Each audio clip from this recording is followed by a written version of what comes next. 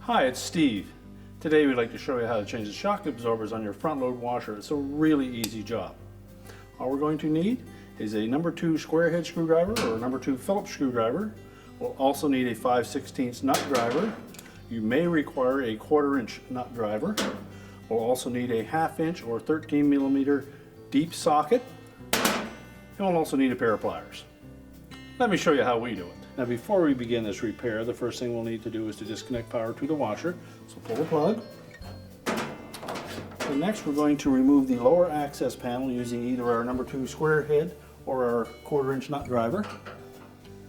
Now with the screws removed, simply tilt it out at the bottom and remove the panel.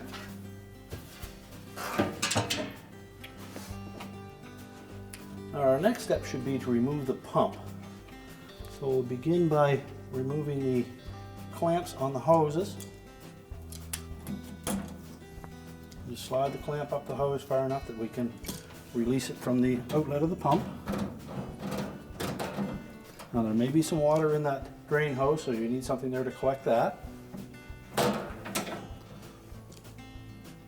And next we'll need to remove the clamp on the inlet hose to the pump. Again, using our pliers, we'll just squeeze that clamp together and then work the hose off of the inlet to the pump.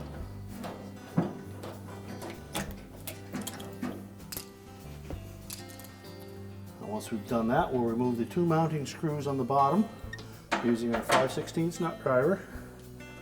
And with the mounting bolts removed, we'll pull that pump forward enough that we can disconnect the wire harness on the front of it, and we'll set the pump aside. Now to remove that bottom pin that secures the shock, you'll note that there is a little locking tab on the side of that we need to depress. And that's what we'll use the deep socket for. We'll slide that over the pin, push it on tight, and that collapses that pin. And you can either grasp the back side of that pin and pull it out with a pair of pliers, or you can take your screwdriver, go down through the center of the socket, and push the pin.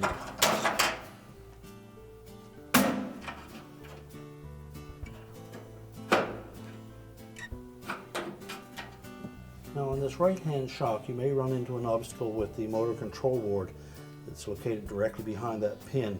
But if you pivot that pin towards the cabinet and upwards, it should come out enough to remove that shock.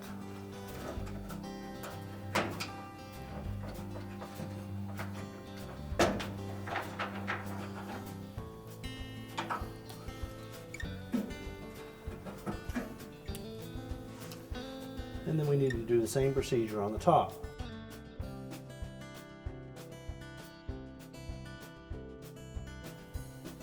And just continue to push those pins completely through. Then drop the shop of the mounting. And this will show you the method using a pair of pliers with that deep socket. Pull that pin out.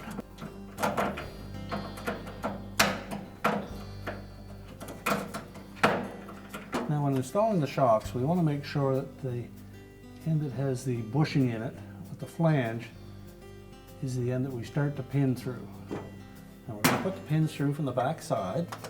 So we'll point the flange towards the back.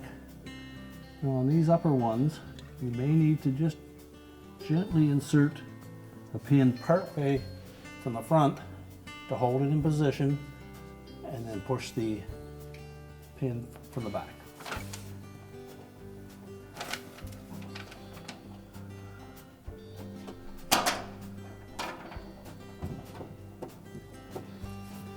Now once you've got that pin started in, you can take your pliers and push it the rest of the way through, or just use your hands. We need to make sure that that pin comes all the way through so that the locking tab engages on it, and tap it in if you need to. Now always remember to have the thick portion of the shock on top, and again we need to make sure that that bushing faces where the pin is coming in.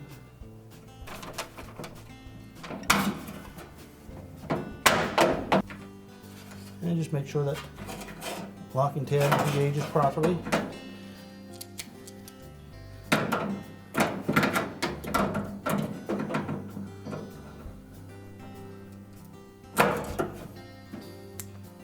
And then repeat that procedure for the other side. Now to gain access for that right hand shock on the bottom, you may need to release that motor control board. Just held in place with 2 screws down through the base. Just remove the screws, slide it back, and then we can install the new pin. And then just tap it into place. Once you have it far enough to put the pliers on it, you can squeeze it the rest of the way.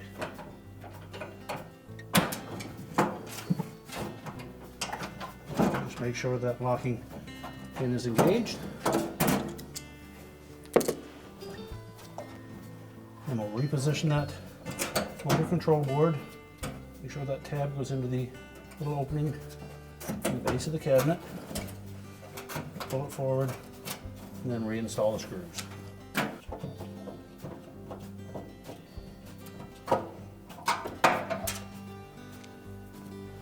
And now we can put the pump back on. So first of all, we'll set that pump approximately where it belongs. And then we'll install the 2 mounting screws into the base.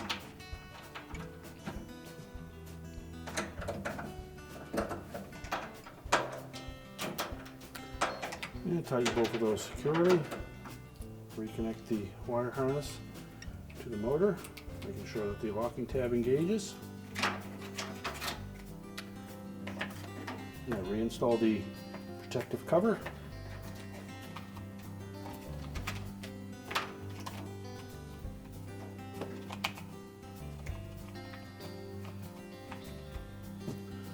Now next we'll install the inlet hose.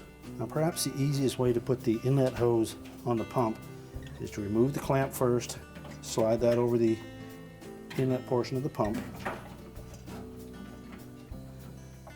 and then fit the hose onto that inlet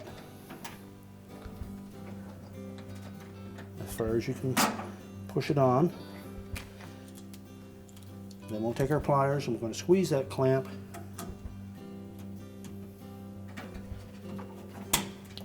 press it fully.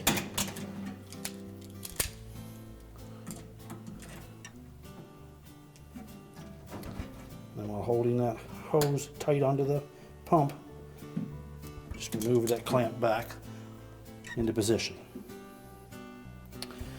Next, we can connect the outlet portion.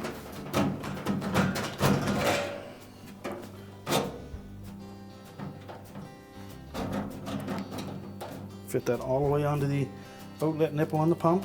And with the hose installed on the pump, we'll then grasp that clamp with our pliers. Make sure that we squeeze that clamp completely tight. Position it, and then release it. And if we've dislodged the protective cover, we'll need to reinstall that as well.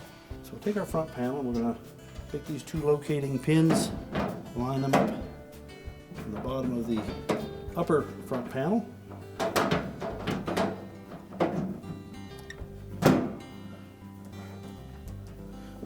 And while holding that in position, we'll start the 2 screws to secure it. Tighten those both securely. We're now ready to reconnect the power, and our repair is complete.